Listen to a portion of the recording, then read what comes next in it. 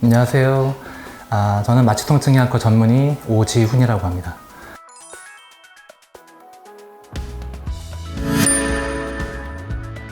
오행시 한번 가도 괜찮을까요? 한 1분만 시간 주세요. 알겠습니다. 자, 운 띄워드릴게요. 네. 경, 경험하지 않으면 가장 좋습니다. 추, 절대 추천하지 않습니다.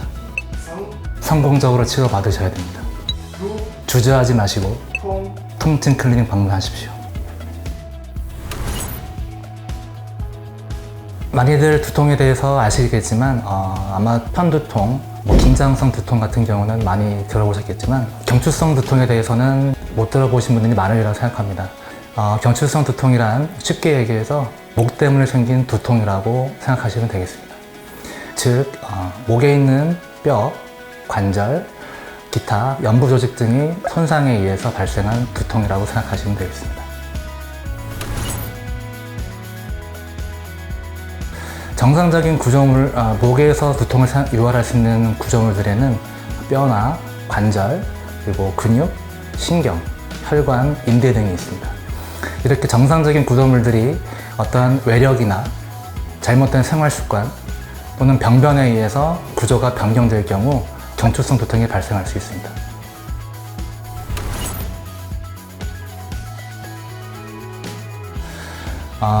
교통사고에 의해서 많이들 경험해 보셨겠지만 교통사고를 당하게 되면은 뒤로 제껴졌다가 앞으로 가면서 일자목, 거북목이 순간적으로 발생할 수 있습니다.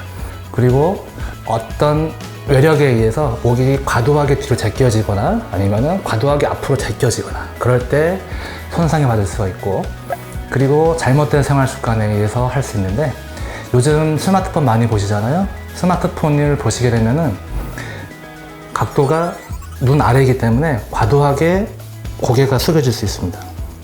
이 상태에서 장시간 유지하게 되면은 정상적으로는 뒤로 C자가 돼야 되는데 앞으로 C자가 되기 때문에 목에는 상당한 하중이 가해질 수밖에 없습니다.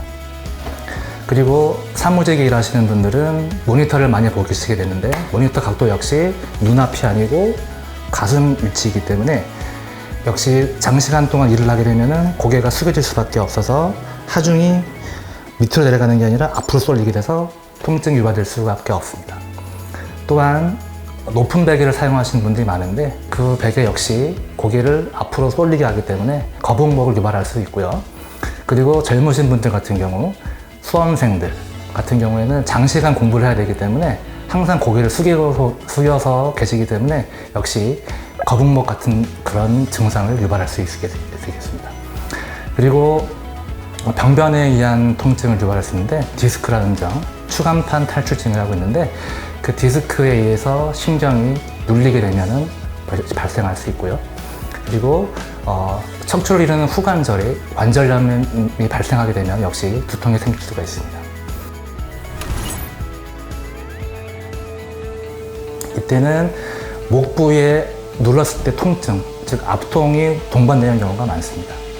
그리고 어깨에 움직임이 제한이 되거나 어깨에 통증이 많이 발생하거나 아니면 좀 심한 경우에는 구역질이 나거나 그리고 구토, 눈에 통증이 생긴다거나 아니면은 빛에 대한 거부감이 생겨서 빛을 좀 잘 바라볼 수 없는 그런 증상이 발생하기도 합니다.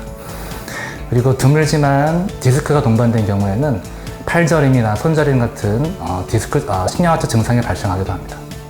젊은 분들 같은 경우에 두통을 호소하면서 외래를 많이 오시는데 이런 분들을 엑스레이를 촬영해 보면은 측면 사진에서 보게 되면은 정상적으로는 이러한 C자형 커브가 나와야 되는데 이렇게 일자형 목이나 앞으로 굽어져 있는 거북목 같은 형태를 많이 보게 됩니다. 이런 경우를 여쭤보게 되면은 장시간 스마트폰을 사용하신다거나 아니면은 사무직에 계신 분들이 굉장히 많습니다. 이런 분들 같은 진찰을 해보게 되면은 목의 움직임이 과도하게 제한되어 있거나 특정 움직임에서 두통을 유발할 수 있거나 목을 만졌을 때 통증이 호소하는 경우가 굉장히 많습니다.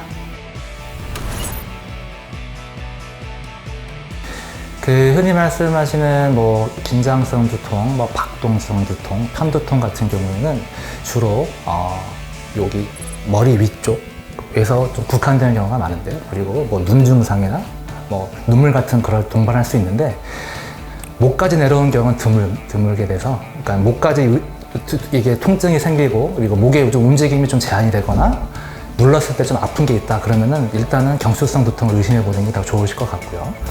그리고 통증의 강도 자체가 그렇게까지 심하진 않으실 건데 일단 일상생활에 좀 불편하실 정도, 그 정도로 아마 뻐근하신 정도가 유지될 텐데, 만약에 두통이 견딜 수 없이 깨질 듯이 아프시다거나 구역질을 심하게 하신다거나 아니면은 팔다리 힘이 빠지신다거나 그럴 때는 뇌 쪽 문제를 의심해야 되기 때문에 그때는 반드시 대학병원, 큰 병원 가셔서 MRI나 CT를 찍어보시는 것을 추천드리겠습니다.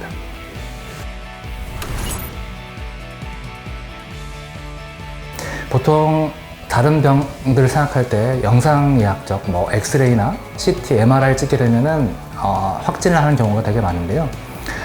이 경추성 두통 같은 경우에는 이 검사들이 큰 유력을 발휘하지 못합니다.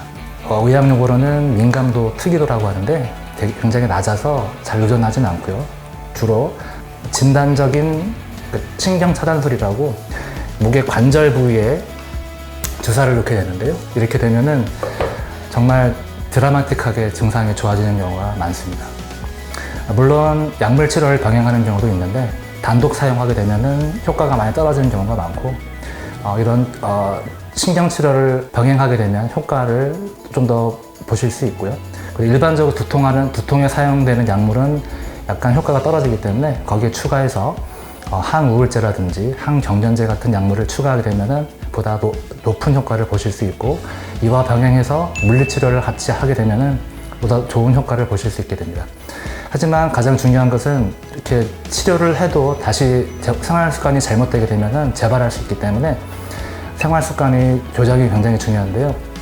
아까 제가 말씀드렸듯이 스마트폰을 보시더라도 눈앞에서 보시든가 일을 하시더라도 모니터를 최대한 눈앞에 올리시고, 잠을 주무실 때는 최대한 베개를 낮게 베시거나 아니시면은 베개를 빼고 주무시거나, 그리고 옆으로 누워서 주무시는 거는 가급적 피하시면 좋을 것 같습니다.